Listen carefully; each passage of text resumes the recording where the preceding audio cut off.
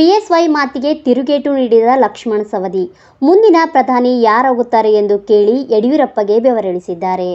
ಯಡಿಯೂರಪ್ಪಗೆ ನಿನಗೆ 75 ವರ್ಷ ಮುಗಿದಿದೆ, ನಿನಗ್ಯಾಕೆ ಬೇಕು ಪ್ರಧಾನಿ ಲೆಕ್ಕ ಎಂದು ಹಾರುಕೆರೆ ಪಟ್ಟಣದಲ್ಲಿ ಲೋಕಸಭಾ ಚುನಾವಣೆ ಕಾರ್ಯಕರ್ತರ ಸಮಾವೇಶದಲ್ಲಿ ಗುಡುಗಿದ್ದಾರೆ.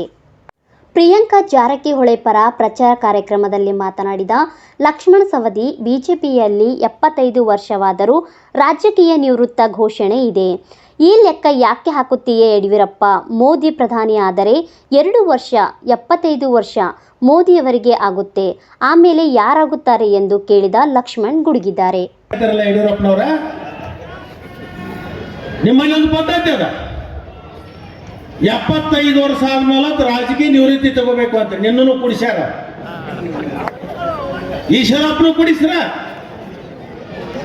ಅನೇಕ ಮಂದಿನ ಕುಡಿಸಾಕತ್ತಾರ. ಮೋದಿಗೆ ವಯಸ್ಸೆಷ್ಟೀಗ?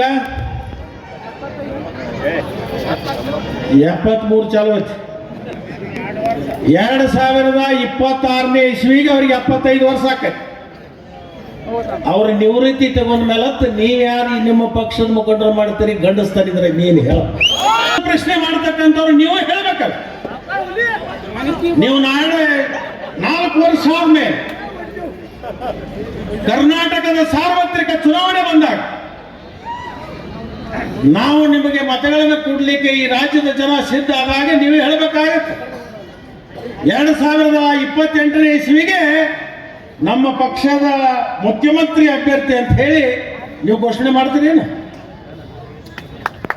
ಮಾಡ್ತೀರೇನು ಘೋಷಣೆ? ನೀವು ನಮ್ಮ ಗಂಡಸನ್ನು ಪ್ರಶ್ನೆ ಮಾಡಕತ್ತಾರಲ್ಲ ಯಡಿಯೂರಪ್ಪ ಸಾಹೇಬ್ರೆ. ವಯಸ್ಸಾದ್ಮೇಲೆ ಸುಮ್ಮನೆ ಇರ್ಬೇಕು.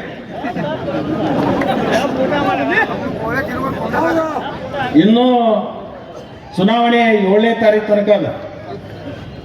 ಇವರ ಕರಾಮತಿಗಳದಾವ. ಹಂತ ಹಂತವಾಗಿ ಈ ಚುನಾವಣೆ ಒಳಗ ನಾ ಹೆಂಗ ಮಾಡ್ತಾನಂದ್ರೆ, ಅಮಾವಾಸ್ಯೆ ದಿವಸ ಹೋಳಿಗೆ ಮಾಡಿರ್ತಿರಲ್ಲ, ಆ ಹೋಳಿಗೆ ಹಿಂಗೆ ಹಳಿಗೆ ಆಡಿಸಿದ್ರೆ ಹುರುಣೆಲ್ಲ ಹೆಂಗೆ ತಳಗಿ ಬೀಳ್ಬೇಕಲ್ಲ, ನಿಮ್ಮ ಹುರುಣ ತಳಗ್ ಕೆಡುವಂತ ಕೆಲಸ ನಾನು ಕಾಂಗ್ರೆಸ್ ಪಕ್ಷದ ಒಬ್ಬ ನಿಷ್ಠಾವಂತ ಕಾರ್ಯಕರ್ತನಾಗಿ ಮಾಡಿ ತೋರಿಸ್ತೀನಿ ಅಂತ ಈ ಸಂದರ್ಭದಲ್ಲಿ